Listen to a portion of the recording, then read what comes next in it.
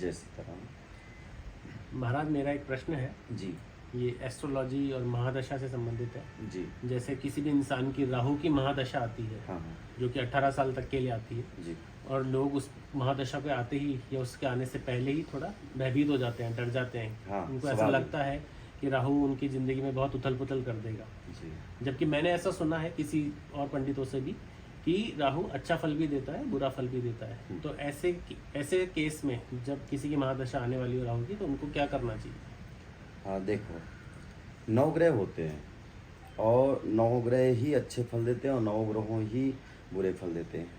ग्रहा राज्यम प्रयक्षन्ति ग्रहा राज्यम हरन्ति च। ग्रहों के बारे में कहा गया है, यहाँ पे पार्टिकुलर किसी एक ग्रह के लिए नहीं कहा गया। ग्रहा राज्यम प्रयक्षन्ति, सभी ग्रह अगर प्रसन्न हैं तो रंक से राजा बना देते हैं। और ग्रहा राज्यम हरन्ति च, अगर ग्रह नाराज हैं तो वो किसी भी राज्य को दक्षिण हर लेते हैं। तो इसमें ग्रह से जो बताया गया तो वो महादशा है। जी। महादशा हमारी जो आ रही है, हम्म। महादशा जैसे मान लीजिए कि जो सबसे ज़्यादा डर लगता है लोगों को राहु से। राहु अच्छे फल भी देते हैं। मैं आपको एक जानकारी के लिए बता दूं कि पुलिस विभाग में जितनी भर्तियां होती हैं राहु की कृपा से होती हैं। अच्छा। और विदेश यात्रा भी जितनी ज़्यादा लोग कर रहे हैं, वो विदेश यात्रा भी राहु ही करवाते हैं। और प्रारब्ध के सुख भी राहु ही प्रदान करते हैं। यानी कि आपके पूर्व जन्म के जो फल हैं जी। उनको प्रकट करवाने में राहु का बहुत बड़ा रोल होता है। तो राहु खराब ही नहीं होते, मैटर करता है कि राहु देव आपकी कुंडली में किस ग्रह के साथ में बैठे हैं, किस ग्रह के घर में बैठे हैं, उस हाउस का मालिक कौन है, वहाँ पर वो जाकर के बैठे हैं। अगर मान लो मित्र राशि में बैठे हैं जी। तो अच्छा ही फल देंगे। अच्छा। अब मान लीजिए कि 2-3 ग्रह घर ऐसे हैं, हाउस ऐसे हैं जिसमें वो अच्छे फल देने के लिए बाधित हैं। जैसे 6th हाउस है, आपका 8th हाउस है, और इनमें ये शुभ फल देते हैं। लेकिन जैसे मान लीजिए कि आपके आय स्थान में बैठ गए, जिसको 11th हाउस होता है, जो अपना अच्छा। 11वां घर जो है कुंडली के अंदर, जी। वो आय का होता है। अब वहाँ के मालिक, मान लीजिए वहाँ के होलसेल जो मालिक हैं वो बृहस्पति हैं, जी। और वहाँ पर अगर राहु बैठे हैं तो वहाँ पर वो आय को खराब कर देते हैं। अच्छा। तो महादशा आई, महादशा आने का मतलब ये होता है कि हमारे होलसेल पूरी कुंडली के मालिक राहु देव। जी। राहु के कहने पर ही सारे ग्रह काम करेंगे, उनके नीचे ही सारे ग्रह चलेंगे। मैं आपको एक चीज़ समझाता हूँ, जैसे प्रैक्टिकली, कि जैसे प्रधानमंत्री और मुख्यमंत्री। जी। तो प्रधानमंत्री जैसे महादशा और मुख्यमंत्री अंतर्दशा। अंतर्दशा। तो जैसे राहु की अगर दशा आती है तो उस समय घबराने की कोई बात नहीं है।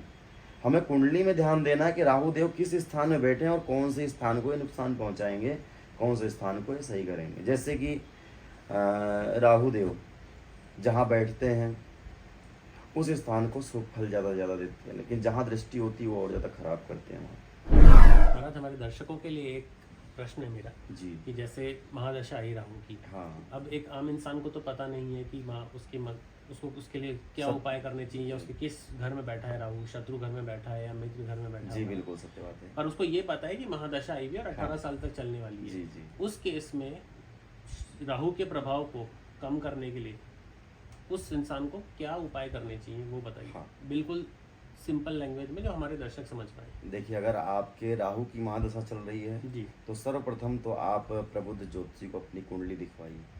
कुंडली दिखवाने के बाद में उसका उपाय लीजिए। सरल उपाय मैं बताता हूँ। अगर महादशा आपकी चल रही है, अगर आप कुंडली नहीं भी दिखा पा रहे हैं, तो उस समय पे आपको एक तो अपने माता पिता का अपमान नहीं करना, माता पिता के चरण छूना है। दूसरी, भगवान शिव की आराधना करना है। शंकर भगवान की आराधना करने से सभी 9 ग्रह शांत होते हैं, और शांत नहीं अभी तो प्रसन्न होते हैं। जी। और राहु के लिए स्पेशली आपको क्या करना है, विशेष रूप से ध्यान देने की बात है, छोटा सा उपाय है, आपको नित्य प्रति हनुमान चालीसा का पाठ करना है। अच्छा। नित्य प्रति आपको हनुमान चालीसा का पाठ करना अनिवार्य है।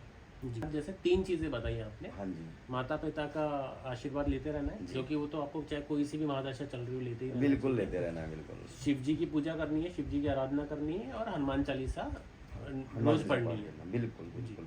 ऐसा अगर आप करते हैं तो राहु देव खूब प्रसन्न होकर के आपको शुभ आशीर्वाद प्रदान करेंगे और खूब आपको देश विदेश घुमाएंगे। वाह। महाराज मार्केट में ऐसे बहुत सारे प्रचलित उपाय हैं जो लोग करते हैं, जी। पर वो जिनको नहीं करना चाहिए, हाँ पर लोग फिर भी जो है दूसरे कोई जो पंडित हैं वो उनको बता देते हैं कि ये उपाय कर लीजिए। हाँ जी। उस तरह के केस में आप हमारे व्यूवर्स को क्या बताना चाहेंगे? हाँ, मैं एक ही बात कहना चाहता हूँ कि मैं किसी की बुराई नहीं करना चाहता, कौन से पंडित जी ने क्या उपाय आपको बताया क्या नहीं बताया, लेकिन मैं आपको बता रहा हूँ कि आपको क्या करना चाहिए क्या नहीं करना चाहिए। जी सबसे पहले कि कई लोग ये उपाय बताते हैं कि राहु की महादशा है तो आप दारू किसी हरिजन को दो, दारू अच्छा। पिलाओ किसी को, जिससे राहु प्रसन्न होते हैं।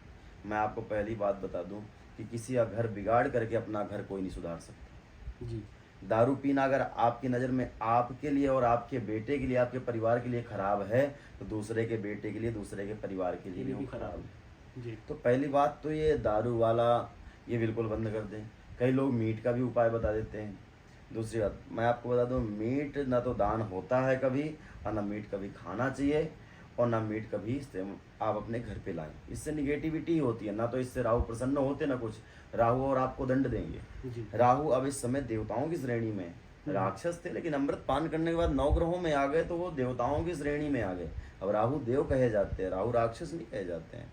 तो इसलिए दारू वाला उपाय बिल्कुल नहीं करना चाहिए, मांस वाला उपाय बिल्कुल भी नहीं करना चाहिए। जी। हाँ, आप इसमें वस्त्र दान कर सकते हैं, आप जितना दान पुण्य सत्कर्म करना चाहें वो अच्छा। आप कर सकते हैं। उससे राहु केतु अति प्रसन्न होते हैं, ये आप कर सकते हैं। जी।